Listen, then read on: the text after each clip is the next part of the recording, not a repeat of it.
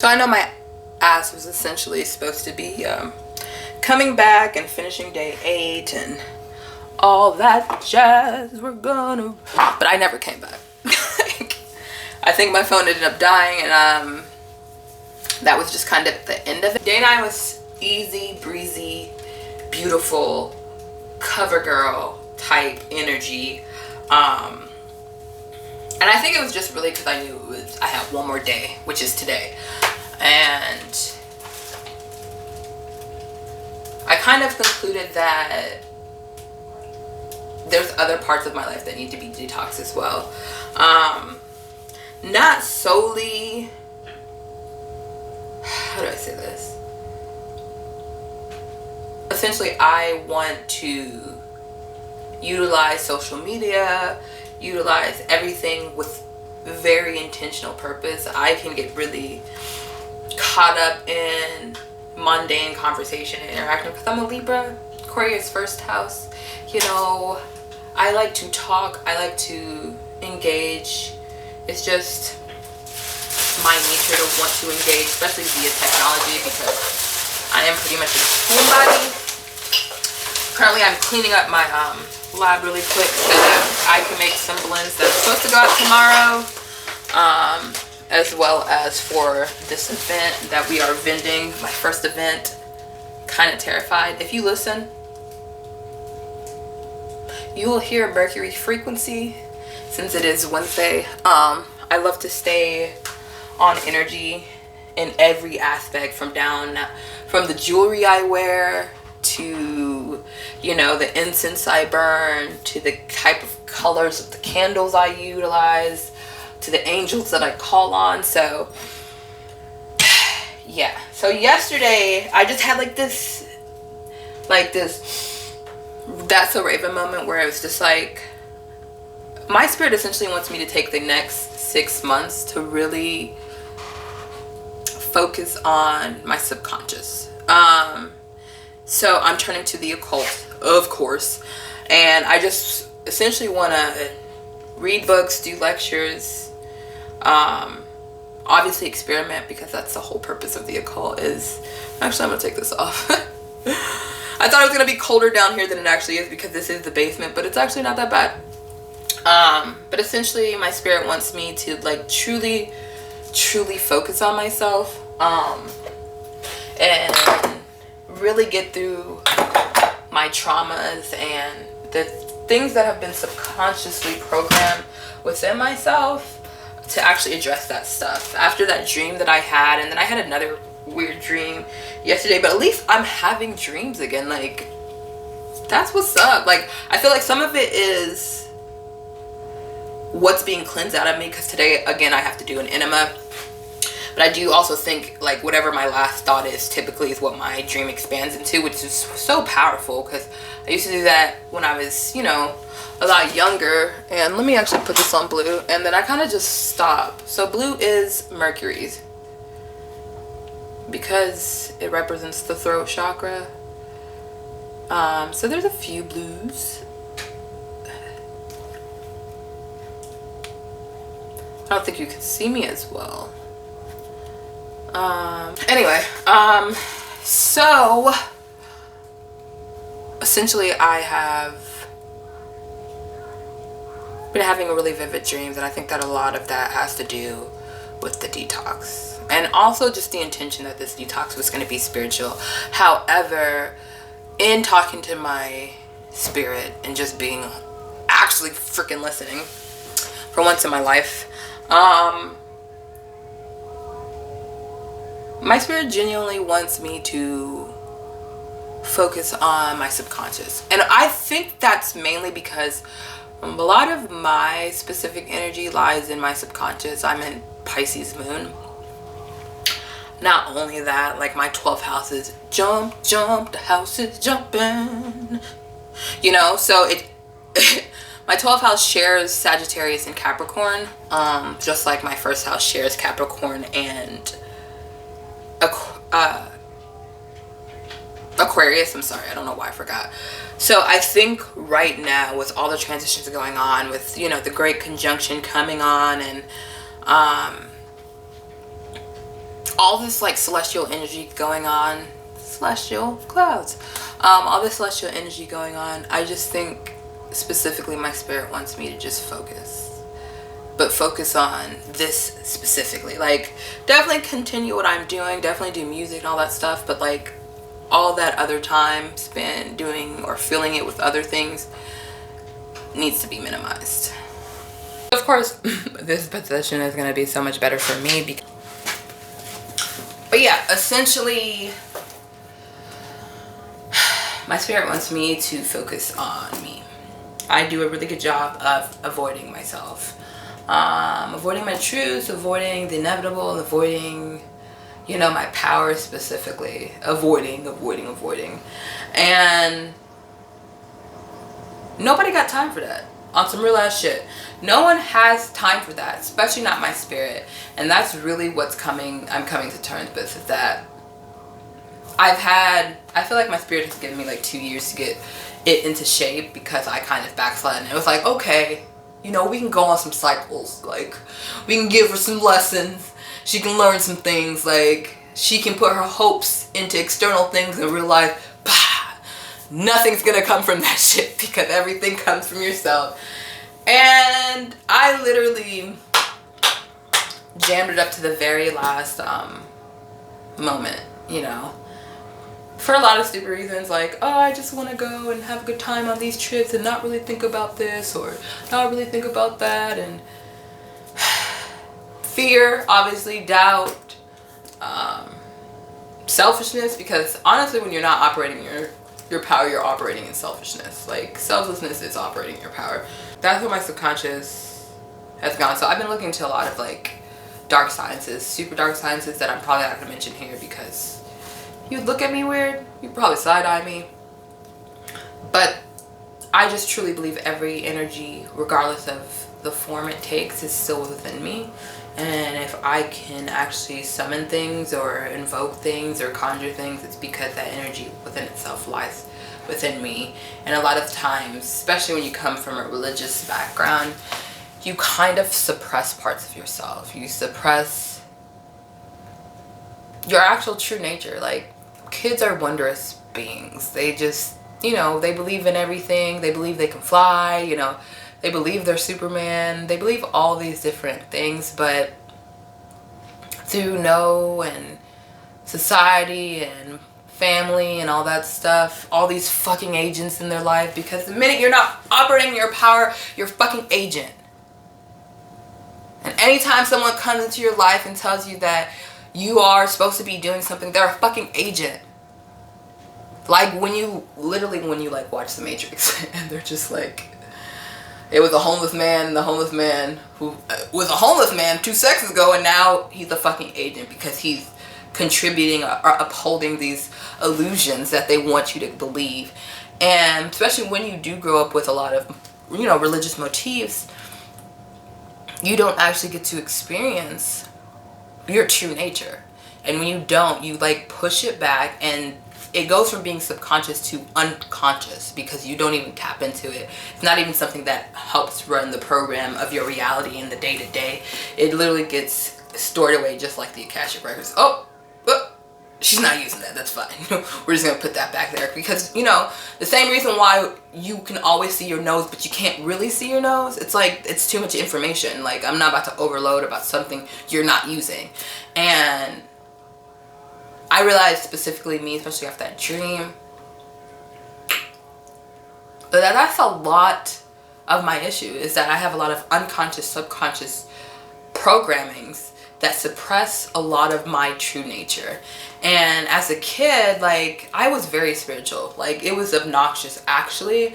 And I'm coming to find out it's just a family thing. My grandma's womb was gang. Like, I don't know what was going up in there, but like literally a lot of my family members, including my mother, my aunts, they had their own spiritual gifts. I just feel like religion in itself kind of suppressed a lot of us. And I really feel like that also led to a lot of the dysfunction that's in my family. But when I was younger, I was a dream interpreter. I would see shadows. I would see auras. I've seen the devil. I've seen angels. I've seen everything.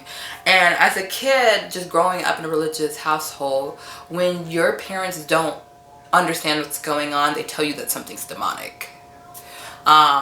When you come to them and maybe you have sleep paralysis or you had a dream and it was actually a trance, and religion does not give you anything else to define that but demonic or negative or whatever. And the truth of the matter is, that just means I literally saw all layers. Like, I saw all realms of existence happening synonymously. I was really a good judge of character because of that, because people would come and talk to you and they would have funky ass auras, or they would have a spirit connected to them and they didn't know that they had a spirit, or I would have a dream about them, or I would have a premonition of me seeing something happening and then it immediately happening. And that kind of like followed me for a long part of my time. And then through the trauma of just my own childhood, I think that kind of further along, like, I got shit to deal with here. I don't have time for this. And I should have really taken that time in general. I wish I did, but everything's a lesson. But I really wish I took that time instead of like having to go in survival mode. I really wish I just kind of isolated myself in spirit at the time. Even if the religion did not make sense to me, it would have activated a lot for me, actually. Like, if I actively, not in the Jesus Christ and all that stuff, but like literally actually reading the doctrine, really applying this stuff, really thinking and having wonders and going out and connecting it and redefining things, that would have been like amazing. But I mean, we all have our journeys. And then I remember, I was dating someone when I was 18. It was like the love of my life, the first person I ever actually truly cared for more than I cared for myself. And she was bulimic. She was going through a lot. Her mother passed from cancer, and that was a whole thing. And what ended up happening is she had a lot of shadows, like a lot. She was actually Pisces. I seem to track Pisces because I have a Pisces moon. I just assume. When it comes to relationships, I track Pisces. For being in her room, and I was chilling, and I looked up, and it just was like a swirling of spirits, and it was a lot. It was overwhelming. I could feel them. I could hear them. They were enveloping on themselves, and I decided at that time I no longer wanted any of it. I don't want any of those abilities. Fuck that shit. That shit's scary. Because I didn't have a reference to it. At the time, I was also going to a Christian college. Ironic, right? But I went to the Christian college to kind of like invalidate my feelings about my sexuality.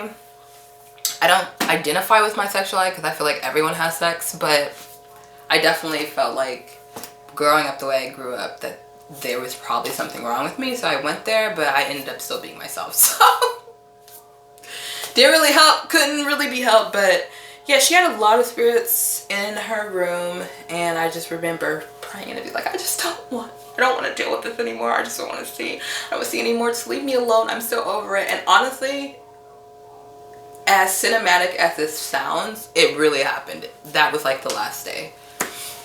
I saw a lot of shit.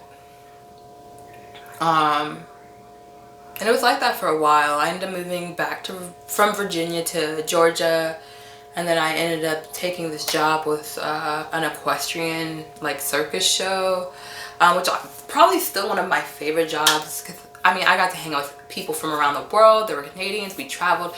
Then we traveled back to Miami, and I ended up living with my dad. And for those who don't know, I didn't meet my dad until I was like 20. Actually, I met him the same year. Feel like physically, maybe a year before. Then I ended up moving to Miami, and he said it was cool for me to stay with him. And when I talked to him, when I say he just solidified so much for me about myself, like things that I thought I was crazy. I was like, I think in fives. Does that even make sense? Like, people be talking to me and I see literally past. And he was like, yup, that's it. And then you see the shadow people, cool. And then he would just tell me different things like, you need to have your my, your I, and yourself. And he has his own 3 people, and I have, of course, my own 3 people too. That kind of discern different aspects about auras. And I found out that, you know, my specific lineage is preternatural beings. So we were the essence before all of this came to be. And so just talking to him, I was just like, oh my God, so I'm not crazy. I'm not crazy seeing things before I see it. I'm coming to find out that one of the main reasons that, you know, him and my mom truly split was because she thought he did voodoo. And of course he didn't. He was just, you know, a heavy meditator, you know, mindfulness, intentionalist or whatever.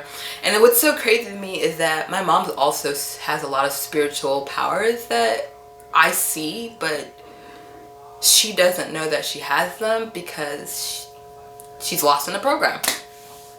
And so going to his house, I was just like, I remember being in the front yard, and I don't know what I was doing, but I was talking to God. And I was like, yo.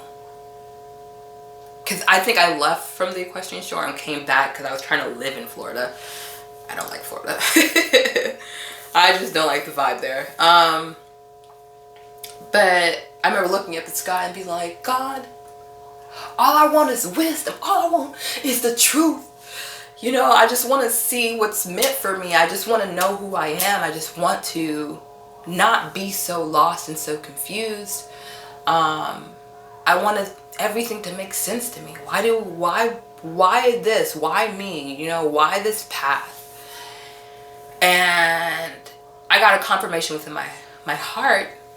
And that was the same year I locked up my hair. I ended up cutting my hair this year because my grandfather passed. So I shaved it early this year. So it's growing back. I intend on locking it again, but I decided I wanted to just do the Nati fro for a little bit. But no, I got a really deep confirmation. That's when the spirits came back. That's when I started seeing shadows again. You know, that's when I started getting gut feelings and movements and, you know, premonitions, and I could go into trances and my dreams were more vivid. And so I started that path, and at the same time, I'm pretty sure I was already pescatarian, because I was pescatarian before I even started working with that show.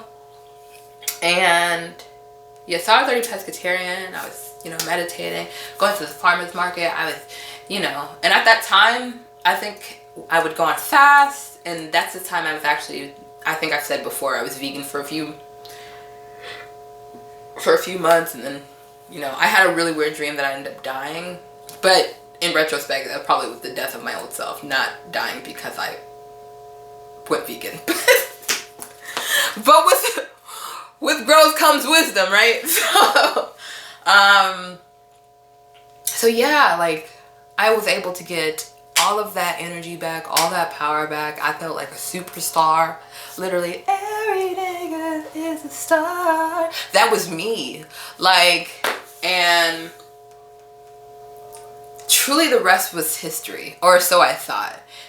But here's the thing. Growing up, I wasn't actually able to make genuine connections by myself. Majority of my connections, that's my computer, were filtered through my mother. My mother's a very controlling person. And I understand that control really comes from the fact of fear. You fear things. When you can try to control things, it's out of fear. And so when I was younger, I would make a friend, think I had a friend. My mom was like, nah, not that person, you know, or nah, I don't like, you know, their mother. So I never tried to actually, like, thinking now, I never actually, like, growing up, really tried to make friends. I would just talk to people and just go about my life. And I realized I kind of carried that with me. Like, I had one close friend in middle school that my mom liked, but that's because her mother grew up on the same island as my mom. So it's just like, I know them people, that's fine. And then in middle school, it was my friend, she's Puerto Rican, so like San Cruz is like right outside of Puerto Rico, like literally a 45-minute ferry. And my mom was really close to them as well. They were really cool. I loved, you know, Stephanie and her whole family and her dog. She was just really cool person. So I was close to her in middle school, and then I was close to another girl that was, in retrospect, really wasn't my friend, but my mom liked her. And I was able to do a lot of things or have more freedom like that. But I realized in general, I never actually learned how to make friends. Even when there was conflict arise, it was always like, if you want to be around, you can. If you don't, you can't. And then even the way like my mother is too, is just like a lot of that whole like I cut people off stuff that, you know, as an air sign, it's innate, really comes from that. Never actually getting the opportunity. I was always cut off. I was never given the opportunity to explain myself. Even in those friendships that I did do conflict resolution. In a lot of my friendships, like even in high school, the friendship that I did have, it was one day we weren't talking and the next day she decided to be cool. And she was such a hot and cold person. I didn't know how to gauge her. So I realized in that whole relationship, I was always on eggshell because she was so quick to turn on me and talk shit about me. But then the next day we were friends. And I realized that that was kind of a mirror of my dynamic with my mother, kind of. Like, my mom's a very negative person, and I feel like she only really points out the negative of what's going on, and then the next day it's all kiki, here you go, do you need some food? Like, as all mothers are. So I realized that I never got to establish how to have friends, how to make relationships. So now I'm all spiritual, you know, come back enlightened from Florida, and I'm spiritual, and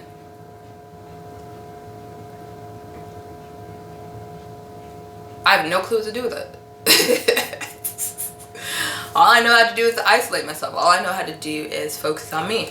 And that's what I did for like a long time. Like, I would be somewhere and I just didn't go out a lot. Like, and I was going through my own things because, you know, there was a point in time I was homeless. I didn't have a place to stay. I came back to Georgia and I didn't have a job. Like, it was just a lot going on for me. And then at the time, I think I was just making friends because people knew people. And I remember I met the Sagittarius and she thought that was the strangest thing that I ever did. And she was right. Absolutely fucking right. That was so fucking stupid. I would think people were my friends who weren't truly my friends because we engaged each other. And that's how I realized I made a lot of my friends. It was through other people. It wasn't a genuine connection between me and that person. But also that I fall off the face of the earth, not because I don't care or I don't want to talk to someone. It's literally I'm not used to engaging people who aren't in front of me. That's when I come alive in the nighttime. That's when I come alive. And I didn't know how to. Still working on it, honestly. So, you know, got in line and thought everything was lit. It wasn't. There was too much suppression. There was too many things that I had not even learned or developed, or I was very immature with. I was weak at. And, you know, I went through all the ups and downs with friendships and losing friends and the insecurity that I have with myself within friendships because do you fuck with me or you don't? And when you don't fuck with me, then I don't know how to do. And you don't change. And the thing about also being spiritual and empathetic is a lot of times you receive information that people are thinking or sitting on. Not that they've actually concluded, but they probably have a thought about it. And you receive that thought, especially as an air sign. I'm with air, you know. I'm in frequency. I'm the light bulb. So literally, like, I don't think I was wrong. Like, I feel like my empathy was dead on, but people are allowed to have thought processes, because I have thought processes about people that I'd be like, I don't know why I feel that way. And you know what I'm saying? So it could have literally been a shift in mood or a shift in how someone speaks to me or a shift in how we interact, like just all these different things, and I would literally go and have conniptions. And that's when I realized my second issue, which was people bondage and wanting to be validated by people, but not in the sense of I'm putting on a happy show, like none of that shit. I don't know why I sing for everything. Thank you for bearing with me if you're here so far. But like literally not that type. It's more so before I make a decision, I want to check with everyone if that decision's okay. So it's the being overly considerate. And you think that's a really good thing, because I think that was really triggered as seeing other people be just nasty and mean, and how people felt with that, and me like, I never want to do this to someone. I'm gonna always be considerate. I'm gonna always be nice. Such a Libra archetype, right? And the thing about what I love about archetypes, it kind of tells you too what that person has experienced in your life, you know. So if I see a Capricorn, I know off rip, typically in their life, they've experienced some form of reality where they had to do it for themselves.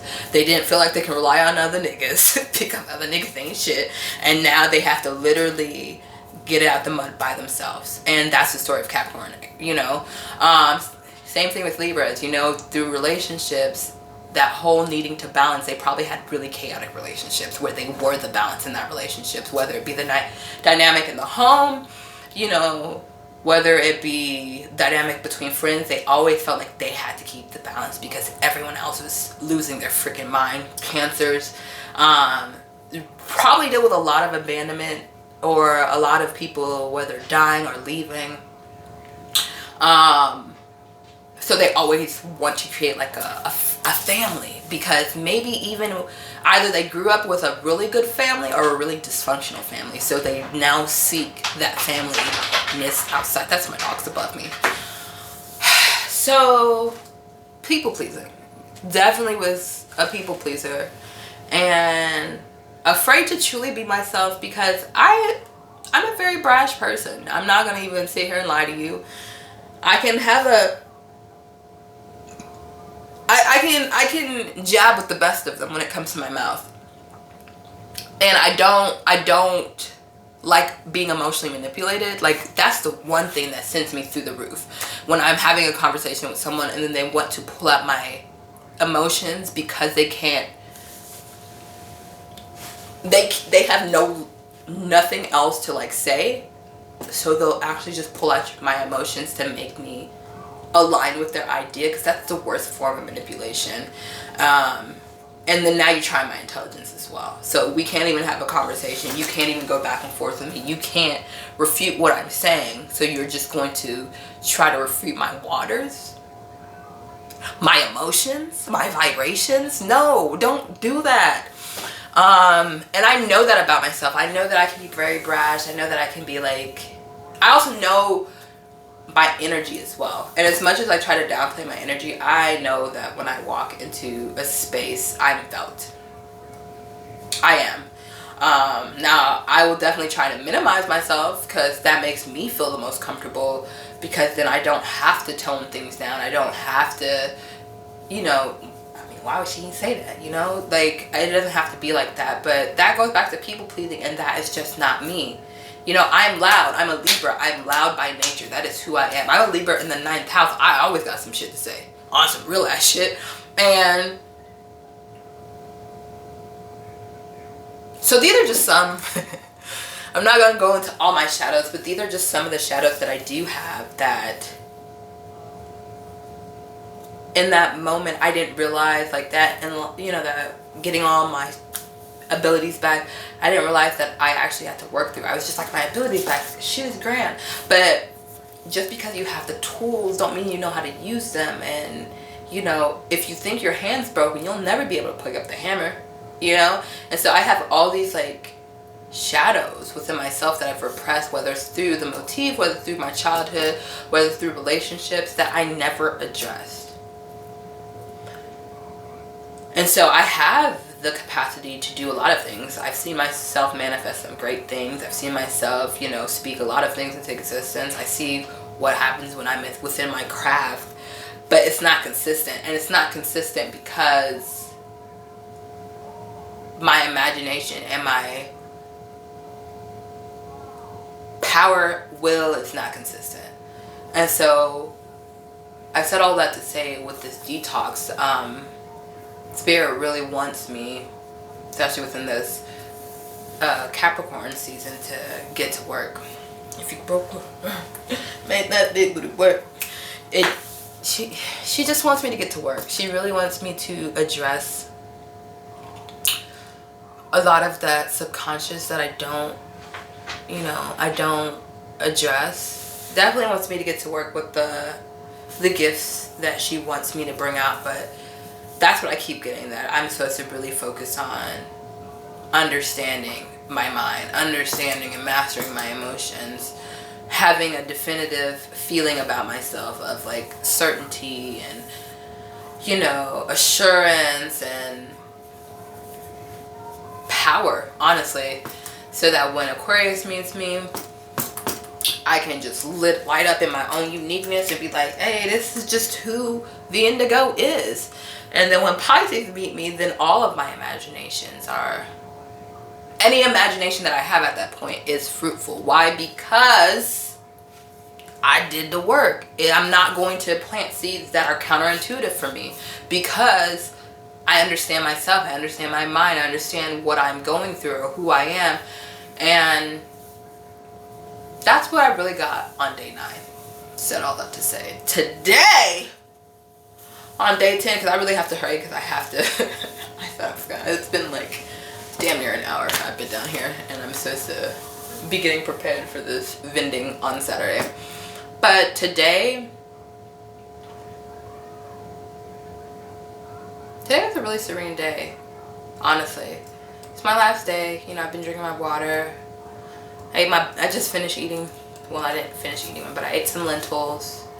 I took my, you know, mucus buster. And a lot of the thoughts I had on day 1 is not the thoughts I have now. Like, I was like, I'm just going, I can sneak it here, sneak it there.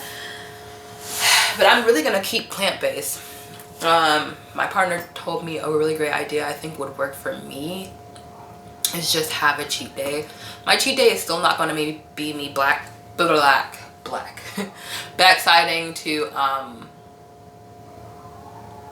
red meats or cheese whatsoever. Staying away from that altogether, or chicken or anything like that. My backsliding, like I said previously, will be like fish. I am Caribbean, can't lie to you. And maybe eggs. Yeah, pretty much. And what I also decided, it's just gonna be once a month.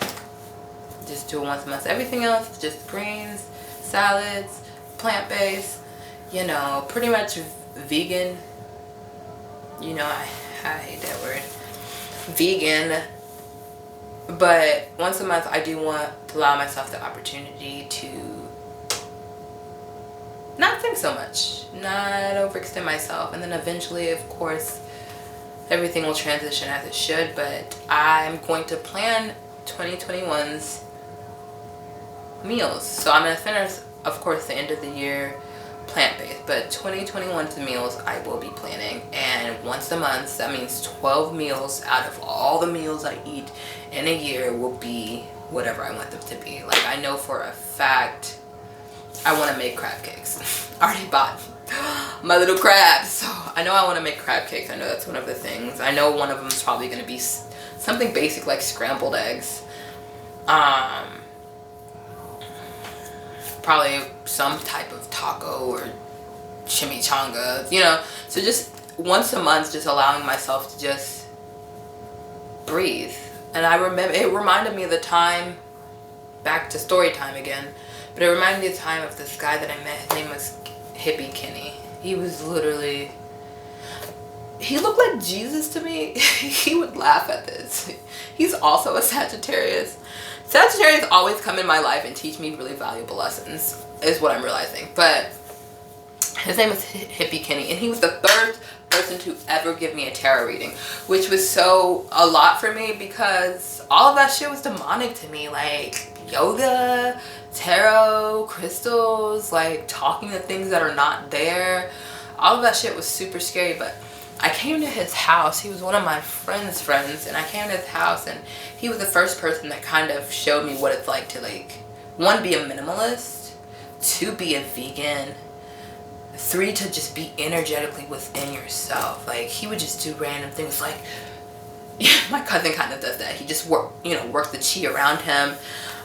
He made a meal that was so good. I met a few other cool people from there too. Like, I met this one guy. He does a lot of dance parties in Atlanta. Actually, his name is Scott Hudson, and it's not even like a party in the sense of like it's drinking and people are lit and stuff like that. It's really like he plays music and people just move.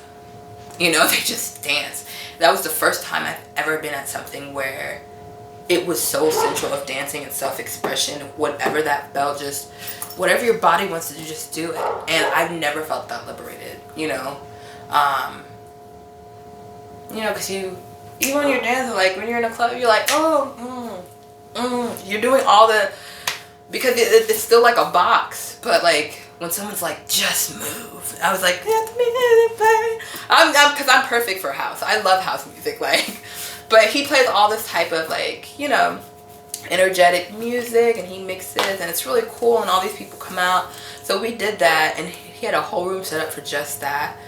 Oh, because it was like a little event, it was, but I remember Kenny just looks at me and was like, would you like a reading? And my innate thing was like, oh shit, do I want a reading? Like, isn't that of the devil? And I say yeah, of course. Because of course the people pleasing in me was just like, don't be rude, like this. He invited you to a house, you had a good time, had great conversations, like you got to learn a lot about spirituality being here, like you had a good time, why not? And that first reading, sometimes I remember to this day, because one thing I don't know why, I just don't take it. One of the cards that came up was definitely like, I'm an outsider. You'll always be an outsider. That I was running from my power, and it was either illusions, things weren't always what they seem, or it was, I know the outsider part, and I know that of the power. But I just remember like that reading, and it was just the moment I was just like, I can't let fear stop me, because a lot of times our fear manifests things that we don't want, but also a lot of the things that we think are going to happen probably would never freaking happen in the first place. Like, you're going on a roller coaster and you're afraid that, you'll fall out of it, but that might never happen, but you're so afraid to do it, you don't even try it. So I was really glad I tried it. And I remember we came back to him a few times, and one of the times, I didn't drive, so I still don't drive, but we were walking to the bus stop, and we were having this great ass conversation, and he was talking about his crystals, and I was just like, so you can really like feel the crystals? And he said, whether I can feel it or not's irrelevant, because if I think that I can feel it, then I can feel it. And I was like, what?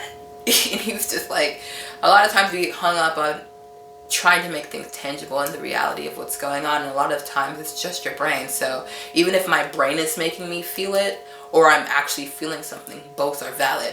And I've never heard that at the time, because I'm such a cookie cutter, this has to be this way because this is the only thing that makes sense.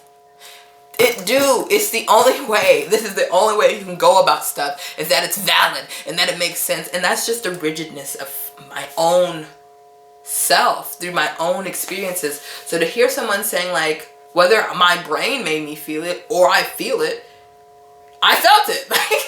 And that's all that matters. Hippie Kenny. He's a cool dude. I talk to him from time to time. He's all over. But yeah, like, I said all that to say, again, because when I talked to Hippie Kenny, and I was just like, so you're a vegan? Like, you don't eat, like, meat at all, and this and the third. And Hippie Kenny was like, no, I eat meat once a year. So, like, once a year, I literally save all of my energy, and I just eat a burger. And that's all I want. And I was like, but that's not vegan. He was like, there's so many ways to do so many things. I don't let people label or make me feel any type of way. I literally eat You know, and when I say a clean vegan, when I met, you know, the food he had, like the way he prepared it, it was raw. It was like, he was really meticulous, but he said once a year he would ball all day. And it wasn't like he was like doing what they do on YouTube now with those cheat days where they're trying to, you know, gorge themselves as much as they can. It was literally like, I just want a simple burger and that's all I'm gonna eat today. And of course he does, you know, spiritual work after that, but I just, that's where I'm working to. Like right now, I'm gonna do the once a month because I know that that's gonna make more sense for me right now. But then eventually, of course, I'm gonna want to move to like quarterly and then biannually and then of course annually. And that's kind of what I concluded today. I went to my local H Mart. I got fresh noodles. So I'm gonna actually not be making instant ramen. I'm going to be making ramen from scratch with, you know, broth, hella vegetables, hella scannels. I mean, scannels. I'm so tired. Scallions, seaweed. Like that's what I want to eat tomorrow. So tomorrow, my plan is really just to wake up and kind of do I am surviving vegan morning ritual. Not so much the same way, but like replacing what I used to do, which is drink nothing but really water until about 11 or 12, opening up my stomach with like fruits, and then probably around 3 or 6 actually eating a meal and then closing out the day. So that's kind of what I'm going to do, and I'm going to see how that goes. I do want to continue this energy because I do feel amazing. I haven't eaten consume salt, so that's kind of why I don't want to do, even though I really want ramen really bad, I don't want to do any instant ramen. I really want, like, I don't know, I want to slowly get back into like salt and complex sugars because I feel like I'm just gonna have my body's gonna be like salt, you know, and who knows, that could be a trigger. But yeah, so that's what I kind of concluded today. I did say that I'd rather have fasted than detox, because I can drink water all day easy, but the actual maintaining of the schedule, eating a certain thing and drinking things I don't really like was a little harder for me. But you know, all friction is growth, so I'm not gonna feel no type of way. You know, I'm definitely gonna get back into fasting like I used to. And I'm probably going to maintain intermittent fasting because that just makes the most sense. I really only like eating when the sun's up. I don't know why. Like, when I keep that schedule, my body is tip-top shape. And, you know, I think it was Dick Gregory who was saying that essentially, like, you know, your body biochemistry changes with the sun and the moon because these are both satellites. They're both influences. So, you know, when the sun first gets up before the sun's super high, you know, you have a lot of, not toxin, but waste. And so it's in your body. So it's really good to start your day working out because you get to excrete that before it merges really back with your blood. And it's just like certain things that like the circadian rhythm, I kind of want to keep up with that. So that's why I kind of want to eat this way. But yeah, it was just, I mean, it's been a really great experience. It was hard, especially like I said, day 6 and 7. I wanted to knock out everyone. But I'm a Libra, so food is like my life. I'm going to stop saying that. But yeah, Libras like to eat. We like to cook, we love to eat, we love presentation, we just love to make eating an experience. And then tomorrow I will be weighing myself just to see how much I've actually lost doing this. I haven't weighed myself since, so we shall see. But aside from that, that's about it. It's been 10 days. It's been real. And I recommend it for anyone, no matter what your diet is or what you're trying to attain. I think we all need a really good detox from time to time, so I would recommend that. But it's really, I think this is probably the most ideal way to transition to like more plant-based lifestyle because it's really hard, or at least it was hard for me eating the way I was and then trying to immediately be like plant-based. But since being this way, you know, a lot of the times when I would get hungry, I would look up recipes. I know that sounds crazy. Or look up vegan websites. And it would make it seem so easy to be vegan. And so, like, I knew that at that point my mentality had shifted to accepting that it's not that hard. I've been surviving off of fruits and vegetables and water right now. So it's really easy to sustain this lifestyle. So I just recommend it for anyone, even if it's just a spiritual detox. When you don't have to fixate on eating and certain distractions, you can really fixate on spirit. I recommend journaling this whole experience. I recommend meditation. I recommend doing baths. I definitely recommend like trying to like, I wish I did this, but literally cutting off a lot of your social medias or limiting them so that you don't have any external influences. But yeah, that's what I would recommend it. So that has been 10 days I'm surviving vegan. I survived. I'm alive. Feel my thighs. Take the ride. Okay, I'm done. So if you like my content, if you enjoy hearing my mind, don't forget to like. Don't forget to subscribe. And you can catch me on all the socials. That's Facebook, Twitter, and Instagram on innerGindigo. And energy is, well, I'll put it here. And as always, I shall see you when I see you.